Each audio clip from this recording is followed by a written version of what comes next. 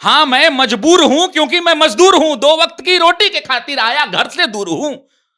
मजदूर की मजबूरी की आज सुनो कहानी, तुम रोक लेना अगर आ जाए आंखों में पानी तुम। तो कहता हूं जन्म लिया इस धरती पर, किस्मत ने ऐसा खेल किया, 2 वक्त की रोटी ना मिली, गरीबी ने धकेल दिया। खिलौने होने थे हाथों में पर बापू का पेट ही खाली था, उपवास उसी दिन था मेरा जिस दिन यहां दिवाली था।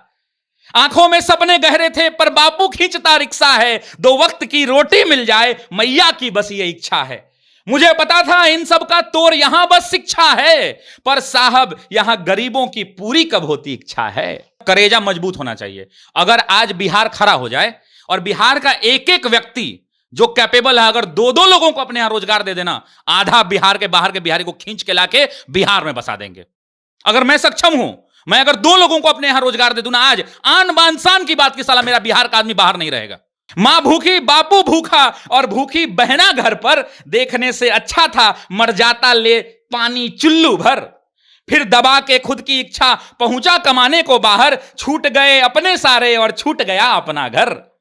यूपी बिहार छोड़कर क्या कर दी गलती मैंने, बहुत पिटा यार उन्होंने बस बोली हिंदी मैंने। कभी गालों पर लगता थप्पड़, कभी घुटनों पे चोटें खाई हैं, बहुत दूर हूं अपने गांव से मां आज तेरी याद आई है, मां आज तेरी याद आई है। बहुत डरा हूं सहमा मैं हूं, क्या करूं अब पता नहीं, लौटने को अब घर को मेरे पास रास्ता नहीं। कभी पीटता पंजाब मुझे, कभी महाराष्ट्र ने थप्पड़ मारा है, झूठ बोलते जो कहते कि पूरा हिंदुस्तान हमारा है। पेट की आग है जो लोगों को जाने पर मजबूर करती है। कौन चाहता है कि हम दूसरे के यहां जाएं और दूसरे के राज्य में दूसरी भाषा के बीच में अपने आवाजों को दाब कर रहे हैं। देश आजाद है, देश में संविधान का राज है, लेकिन ऐसी घटनाएं जब होती हैं तो कहीं ना कहीं बुद्धिजीवी वर्ग विचलित हो जाता है। तो सुनो तमिल की सरकार, तुमको इतना आभास रहे और हम हैं बिहारी, हमारे पूर्वज जयप्रकाश रहे। चंपारण की धरती ने अंग्रेजों को भी सलट दिया और गांधी मैदान की हुंकार ने दिल्ली की सत्ता पलट दिया। लोहिया के समाजवाद ने हमको दी आवाज है, अंबेडकर ने सिखाया बस संविधान का राज है। तो इतना करो जितना सह लें वरना अब खैर नहीं, हम भी इसी देश के हैं, हम यहां कोई गैर नहीं। मैं इंजीनियरिंग कॉलेज में पढ़ता था महाराष्ट्र में, उस समय एक ठाकरे साहब का वाली कहानी हुई थी। मैं उसमें एक शिकार व्यक्ति हूं, मुझे पता है कि इस पलायन का दर्द क्या होता है। उस चांटे की रफ्तार, वो चांटा मेरे कलेजों पर नहीं इस तंत्र पर चांटा है। दुनिया हमारे यहां पढ़ने आती थी साहब। ये विक्रमशिला विश्वविद्यालय भूल गए क्या? ये नालंदा विश्वविद्यालय भूल गए क्या? इसने दुनिया को सिखाया है। ये कैम्ब्रिज और ऑक्सफोर्ड तो अभी बने होंगे, उससे पहले अगर दुनिया के लोग कहीं पढ़ने आते थे तो ये बिहार की पावन धरती है। हमारा अतीत बड़ा गौरवशाली है, उस अतीत को वापस से पुनर्जीवित करने की जरूरत है। तमिलनाडु से खबर आती है कि वहां पर मजदूरों को तमिल के लोकल लोग इसीलिए मार रहे हैं क्योंकि वो लोग वहां मजदूरी करते हैं। बिहार की सरकार कहती है कि ऐसा कोई बात नहीं है और उसके 4-5 घंटे के बाद बिहार की सरकार एक टीम का गठन करती है।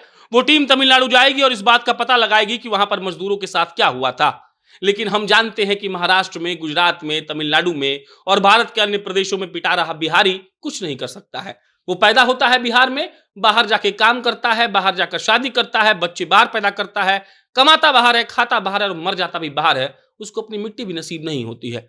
लेकिन हमें इसे कोई बात का दिक्कत नहीं है। हमें दिक्कत बस इस बात का है कि चंद लोग हैं जो अपने आवाज को बुलंद करते रहते हैं। और हम आज बैठे हुए हैं एक मां साहब के पास। मां साहब के पास है तो ज्ञान बहुत है, लेकिन हम आज उनका ज्ञान चाहते हैं सिर्फ पलायन पर, सिर्फ उन बिहारियों के दर्द पर जो काटे जा रहे हैं, जो पीटे जा रहे हैं, और अफसोस कि उनके अपने लोग, उनकी अपनी सरकार उनको अपनाने से इनकार कर रही है।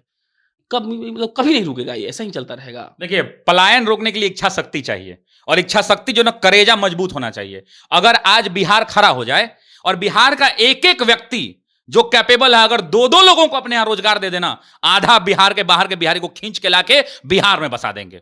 अगर मैं सक्षम हूं, मैं अगर 2 लोगों को अपने यहां रोजगार दे दूं ना, आज आन बान शान की बात की साला मेरा बिहार का आदमी बाहर नहीं रहेगा। हम जो महीना में 1 लाख कमाते होंगे, मान लिया कि 25,000 और नहीं कम कमाएंगे, वहां 15,000 मिल रहा है ना, यहां भी दे देंगे हम 15,000। अगर 2 लोगों को मेरे जैसे लोग दे दें, और मेरे जैसे तमाम लोग जितने बिहार में हैं, हर वो व्यक्ति जो सक्षम है अपने आन बान शान की बात मान ले इसको, और बिहार के लोगों को जबरदस्ती लाकर बिहार में बता दे, बिहार से आधा से अधिक पलायन रुक जाएगा, नंबर 1।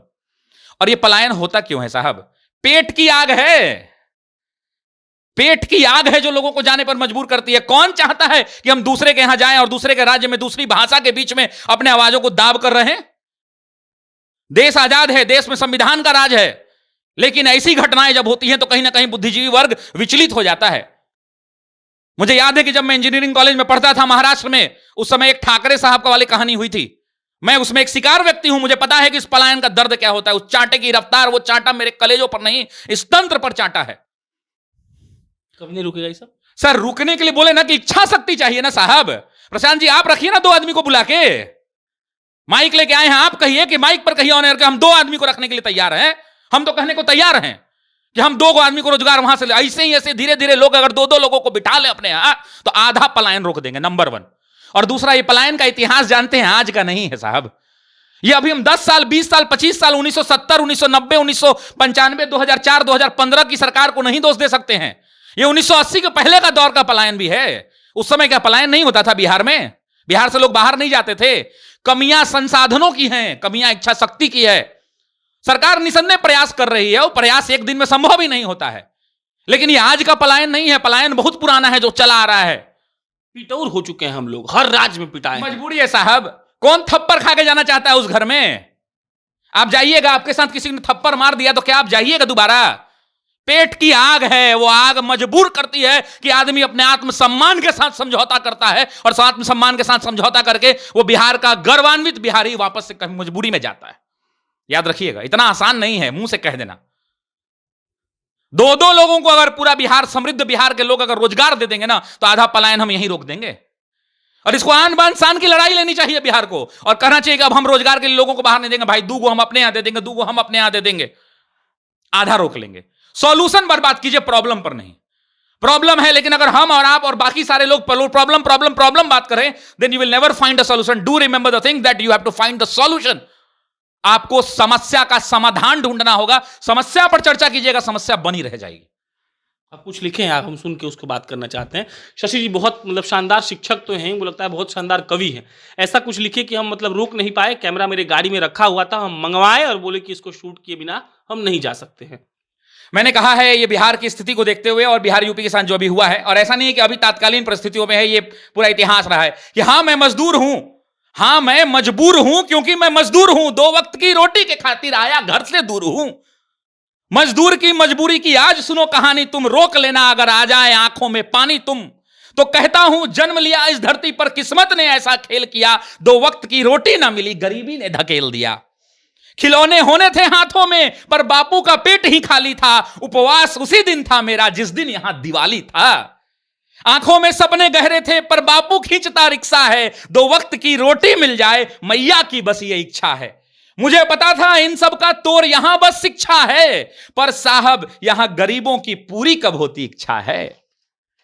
सफर हुआ फिर मेरा शुरू, सरकारी स्कूल था, मास्टर साहब को लगता पढ़ाना यहां फिजूल था। मैडम आती अपने मन से, हाथों में ऊन और कांटा था, ये मेरे नहीं साहब सरकारी तंत्र के गाल पर चाटा था।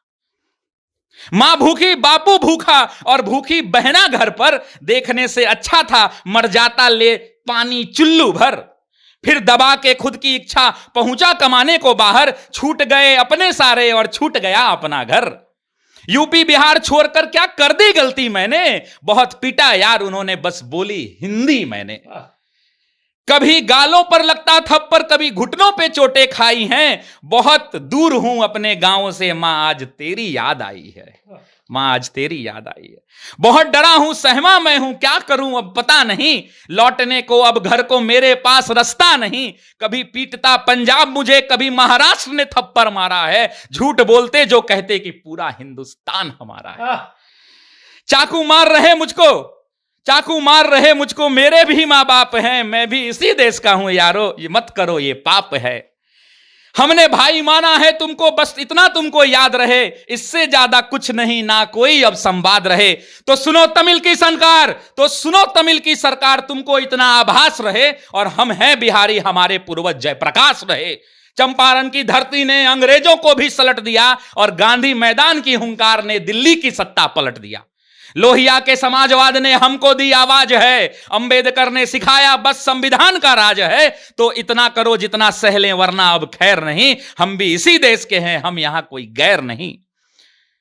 सरकार से हाथ जोड़कर विनती है, तो सुनो सरकार से, सुनो, सरकार से गुहार है, चाहिए अब रोजगार है, शिक्षा का स्तर सुधारा जाए, हम सबको भी निखारा जाए, 2 वक्त की रोटी अब यहीं कमाकर खाना है, मुझको माफ करो साहब, अब बाहर नहीं जाना है, अब बाहर नहीं जाना है।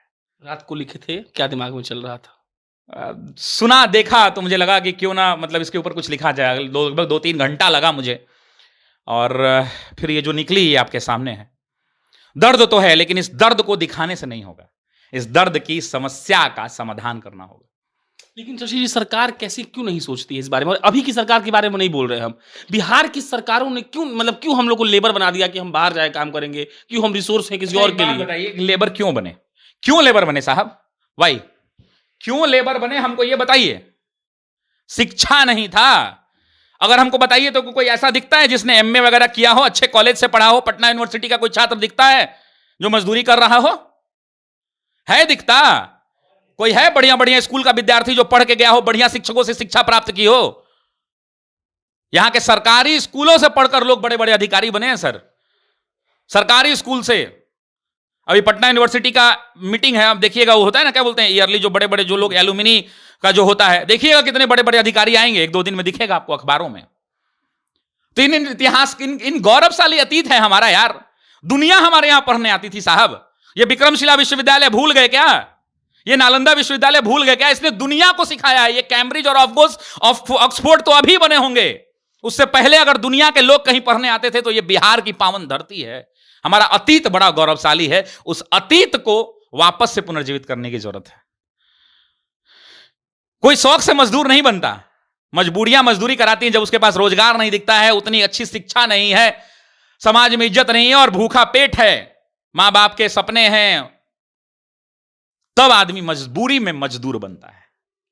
और जो शशि जी से बीपीएससी कर ले वो साहब, देखिए, मैं ये नहीं कहता हूं कि पढ़ के अफसर ही बन जाएगा, लेकिन इतना तो तय है साहब कि जो यूपीएससी और बीपीएससी का जो सिलेबस हम लोग पढ़ाते हैं ना, वो पढ़ लेगा तो एक बात तो यह है, उसके बाद इतना नॉलेज होगा ना कि कभी भूखा पेट नहीं मरेगा। नहीं मरेगा, लाठी नहीं खाएगा, नहीं खाएगा, लाठी नहीं खाएगा, वो भूखा पेट भी नहीं मरेगा सर, ये बात जान लीजिएगा। चलिए, शशि जी थे, बाकी हमारा काम है कि हम लोगों के पास जाकर पूछते हैं, जानते हैं कि वो क्या सोचते हैं। शशि जी बेहतरीन शिक्षक हैं, शशि जी बेहतरीन कवि भी हैं, लेकिन जो बात इन्होंने कही कि हम जाते क्यों हैं, क्यों हमारे पास इतना स्किल नहीं है कि हम कोई काम कर ले, इस पर सोचने की जरूरत है। बाकी आप अपने विचार कमेंट बॉक्स में लिख के बताइएगा। मेरा नाम प्रशांत राय है, आप जनता जंक्शन देख रहे थे। बहुत बहुत धन्यवाद।